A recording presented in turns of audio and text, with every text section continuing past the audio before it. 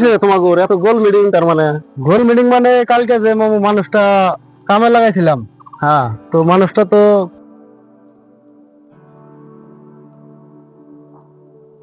কামটা করা যাবে কি?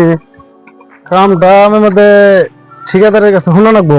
তো ঠিকাদার কোনে ঠিকাদার ওই জায়গায় আছে, এই মিস্ত্রিটা আইছে কাম করবার নিগা, তো চিনি না জানি না, ও কইতেছে যে কাম লাগবো। কাম তো মোটামুটি আছে, তাহলে কি কন?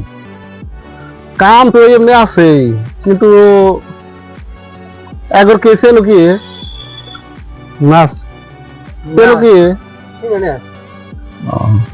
কামে লাগাও ই করবো, কিন্তু আধার কার্ড তো সব এনে রাখে দিও। ঠিক আছে, আধার আধার কার্ড লাগাই অন্য রাখে দিও। হ্যাঁ, এখন কি করা যা? ঠিকাদার আলি তো ঠিকাদারের কাছে নালিশ টালিশ দেওয়া তো না।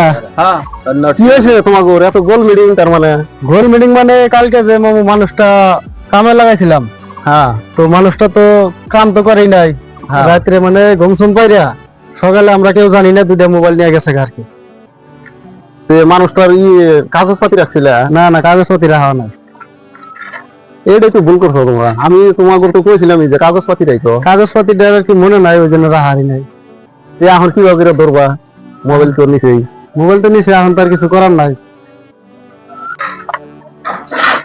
অপরিচিত লোক সাইডে রাখা কতটা ভয়ঙ্কর তার প্রমাণ মানে আমরা স্বয়ং ভোগ করলাম।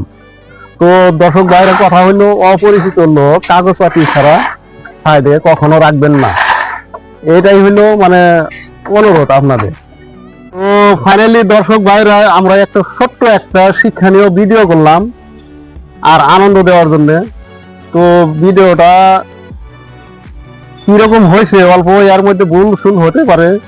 তো যদি ভুল সুল হয়ে থাকে তো কমেন্টে বলে দিবেন আর কি। তো আশা করি ভিডিওটা আপনাদের কাছে খুব ভালো লাগছে। তো ভালো লাগলে লাইক, কমেন্ট, শেয়ার করবেন।